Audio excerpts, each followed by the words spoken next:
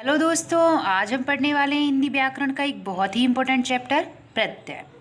तो एग्ज़ाम में कई बार ऐसे प्रश्न आते हैं जहां हमें प्रत्यय पहचानने को बोला जाता है।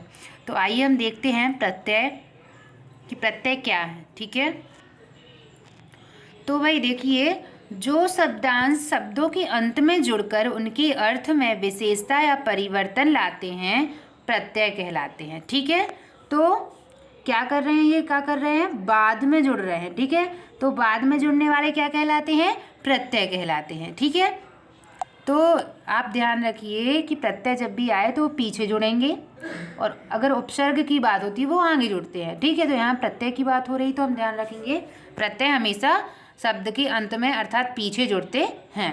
जैसे कि यहाँ देखिए लिखा है लड़का, तो लड़का में जो आ क्या है, प्रत्यय है। लड़की में ई क्या है, प्रत्यय है। ठीक है, अब हम देखेंगे प्रत्यय का कोई अपना अर्थ नहीं होता, ना ही इनका कोई प्रयोग स्वतंत्र रूप से किया जा सकता। भाई हाँ, ये तो सही है कि जो प्रत्यय का जो अकेला है कोई अर्थ नहीं होता। जैसे कि यहाँ आ देख लिए, ई देख लीजिए, कोई अकेला कोई अर्थ नहीं है इनका स्वतंत्र रूप से। ठीक है, अब हमें ये देखने हैं कि प्रत्यय कितने प्रकार के होते हैं। देखिए, प्रत्यय होते हैं आपके दो प्रकार के, एक है आपका कृत प्रत्यय और एक है तद्धित प्रत्यय। प्रत्यय दो प्रकार के होते हैं। ठीक है, ध्यान रखना है आपको दोनों के नाम।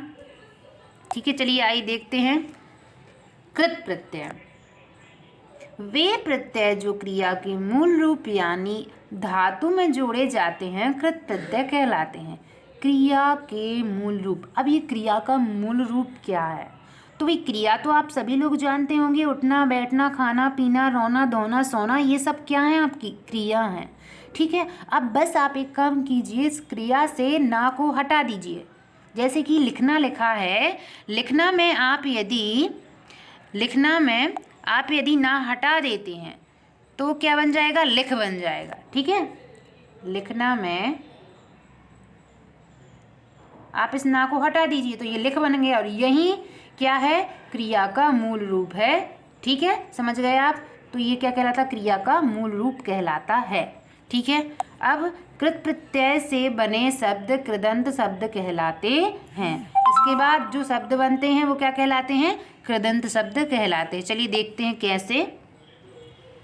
यहाँ देखिए, जैसे कि लिखा हुआ है लिखाई, क्या लिखा हुआ है, लिखाई।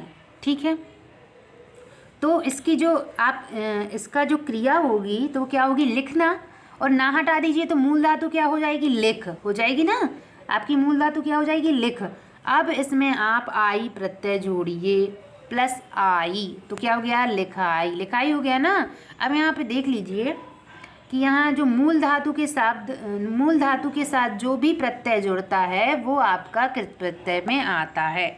ठीक है, जो प्रत्यय क्रिया के मूल रूप के साथ जुड़ते हैं। अब यहाँ पे आपको याद रखना है, मान लीजिए आपको याद नहीं रहती इसकी परिभाषा, तो आप क्या करेंगे, तो भाई आप एक ही बात याद रखिए, लिखा है कृत, तो कृत का क्रा और क्रिया का क्रा आप याद रखिए। इससे बहुत ही आसान तरीके से आप इसको याद रख सकते हैं। कृत का क्रा और क्रिया का क्रा मतलब क्रिया के साथ जो प्रत्यय जुड़ेगा, मतलब क्रिया की मूल धातु के साथ जो प्रत्यय जुड़ेगा वो आपका कृत प्रत्यय कहलाएगा। इस तरह से आप इसको आसानी से याद रख सकते हैं। ठीक है, तो चलिए देख लेते हैं।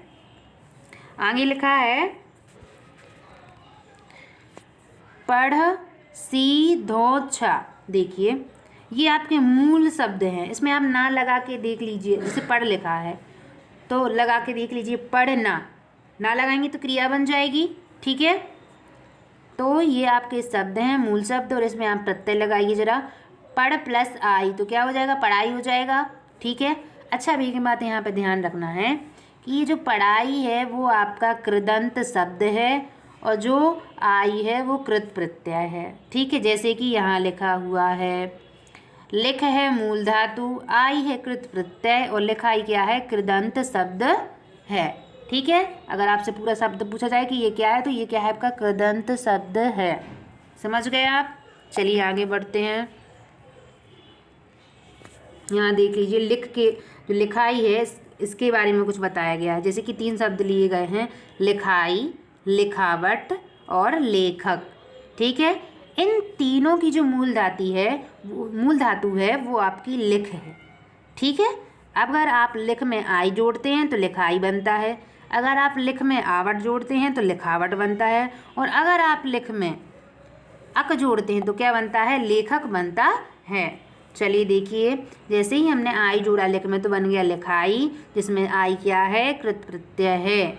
लिख में आवट जोड़ा तो लिखावट, और आवट क्या है, कृत प्रत्यय है, और अक क्या है, यहाँ पर अक प्रत्यय है। ठीक है, लेकिन लास्ट में जो भी शब्द बनता है जुड़ के उसको कृदंत शब्द कहते हैं। तो यहाँ पर लिखाई कृदंत शब्द है, लिखावट कृदंत शब्द है, और लेखक कृदंत शब्द है। ठीक है, समझ गए आप। चलिए आगे बढ़ते हैं। अब यहाँ देख लीजिए, लिखा है उठ। अब बताइए उठ क्या है। इसमें आप ना लगा दीजिए, उठ ना, तो क्या बन गई, क्रिया, और आपने ना हटा दिया उठ, तो उठ क्या हो गई आपकी, ये आपकी क्रिया का मूल रूप है। ठीक है, और इसके साथ ही जब प्रत्यय जुड़ता है तो वो कृदंत शब्द बन जाता है। तो उठ के साथ का जोड़िए जरा, क्या हो गया, उठक। बैठ के साथ का जोड़िए जरा, बैठक। ठीक है, आप समझ गए। मतलब उठक और बैठक में कौन सा प्रत्यय है, कृत प्रत्यय का है। ठीक है, चलिए आगे बढ़ते हैं। भिड़ प्लस अंत भिड़ंत, रट प्लस अंत रटंत, उड़ प्लस अंत उड़ंत। ठीक है, तो ये अंत क्या है, कृत प्रत्यय है। भिड़ना, रटना, उड़ना, ये सब क्रियाएं हैं, और ये क्या है, उन क्रिया का मूल रूप है। ठीक है, चलिए आगे बढ़ते हैं। हिंदी के तद्धित प्रत्यय। हाँ भाई, अब फर्स्ट तो हो गया अपना कृत प्रत्यय, अब हमें पढ़ना है तद्धित प्रत्यय। तो तद्धित प्रत्यय की परिभाषा क्या है कि वे प्रत्यय जो क्रिया के मूल रूप यानी धातु को छोड़कर संज्ञा सर्वनाम विशेषण अव्यय में जुड़ते हैं। तो भाई देखो, जैसे ही अगर आप कृत प्रत्यय समझ गए हैं तो तद्धित को समझना बिल्कुल आसान है, क्योंकि अगर आपने पहचान लिया कि ये कृत है तो कृत में आ जाएगा, और अगर आपने पहचान लिया कि तो ये कृत नहीं है तो वो तो वैसे ही तद्धित में जाएगा। चलिए फिर भी देखते हैं। संज्ञा सर्वनाम विशेषण अव्यय में जुड़ने वाले क्या कहलाते हैं, तद्धित प्रत्यय कहलाते हैं। जैसे कि लिखा है बेटी प्लस आ, तो क्या बन गया, बिटिया। तो लास्ट में जो शब्द बनेगा सबसे पहले तो वो तद्धित शब्द कहलाएगा, तद्धितांत शब्द। ठीक है, अब बेटी में आप ना जोड़ के देखिए, कोई क्रिया बन रही है क्या, नहीं बन रही है। तो जब हम देखते हैं कि जो मूल रूप है इसका, इसमें कोई क्या नहीं बन रही, कोई क्रिया नहीं बन रही है, तो वैसे भी वो काय में जाएगा, तद्धित प्रत्यय में जाएगा। और बेटी वैसे भी क्या है, एक संज्ञा है, ना कि कोई क्रिया का मूल रूप है। ठीक है, तो संज्ञा के साथ आपका प्रत्यय जुड़ा तो कौन सा प्रत्यय कहलाएगा, तद्धित। तो बेटी प्लस आ बराबर बिटिया। ठीक है, चलिए आगे बढ़ते हैं। अब यहाँ देख लीजिए, सारे संज्ञा शब्द, जैसे कि आम के साथ यदि हम ओला लगा दें तो अमोला बन जाएगा। लखनऊ के साथ हम ई लगा दें तो क्या बन जाएगा, लखनवी। मामा के साथ हम एरा लगा दें तो ममेरा। अच्छा, ये सब आप यहाँ पे देख लीजिए, यहाँ पे देखिए, ये सारे शब्द कोई भी क्रिया नहीं है ना। आप ना लगा के देख लो, कोई भी क्रिया का मूल रूप नहीं है ये। इसका मतलब ये सीधा अपन पहचान सकते हैं कि ये तद्धित प्रत्यय में आएंगे। ठीक है, अब यहाँ पे देखिए बहुत इम्पोर्टेंट, सोना। ठीक है, सोना में आप आर लगाइए तो क्या बनेगा, सोनार। माली में आप इन लगाइए तो क्या बनेगा, मालिन। बिहार में ई लगाइए तो बिहारी। ठीक है, समझ रहे हैं ना आप। तो सोना के साथ जब आपने आर लगाए तो आर क्या है, तद्धित प्रत्यय है, और सोनार क्या है, तद्धितांत शब्द है। ठीक है, समझ गए ना आप। बस आपको याद रखना है कैसे पहचानना है, इनमें ना लगा के देख लीजिए। अब सोना ना, ऐसा तो कोई क्रिया होती नहीं है। अब यहाँ पे आप ये मत समझ लेना कि यहाँ तो सोना लिखा है तो सोना तो क्रिया है, ये वो वाली क्रिया नहीं है। आप इससे समझो ना कि सोनार लिख रहे हैं ना, सोनार शब्द बन रहा है ये, है ना। सोनार एक व्यक्ति है, सोनार के लिए का व्यक्ति, किसी व्यक्ति विशेष के लिए कहा गया है। ठीक है, तो एक सोना यहाँ पे एक संज्ञा है, सोना। ठीक है, आभूषण वाला सोना। चलिए आगे बढ़ते हैं। यहाँ देख लीजिए, यहाँ हम ले रहे हैं सर्वनाम शब्द, जैसे कि आप, तुम, मुझ, उन, इस, हम, ये सारे सर्वनाम शब्द हैं, कोई आपकी क्रिया नहीं है तो उसमें कृत में नहीं आएंगे, तद्धित में आएंगे। आपके साथ से जोड़िए तो आपसे, तुम के साथ सा जोड़िए तो तुम सा, मुझ के साथ को तो मुझको। इस प्रकार से ये सारे शब्द आप इसमें जोड़कर देख लीजिए, कोई भी कृत प्रत्यय में नहीं आएंगे।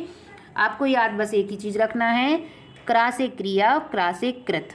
ठीक है, यही हमारी सबसे बड़ी ट्रिक है यहाँ पे।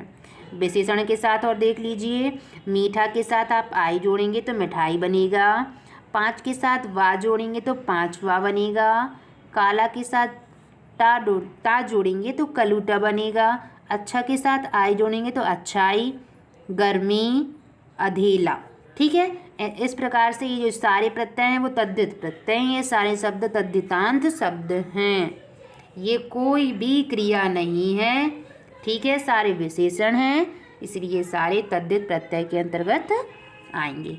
ठीक है, तो इस तरह से हमने आज ये टॉपिक पढ़ा अपना प्रत्यय। ठीक है, तो अब जल्दी से इस चैनल को आप सब्सक्राइब कर दीजिए और वीडियो को लाइक कर दीजिए, ताकि आपको सारे वीडियो जो मेरे यहाँ से अगर मैं व्याकरण यहाँ करती हूँ तो आपको मिलते रहें। ठीक है, चलिए ठीक है, थैंक यू।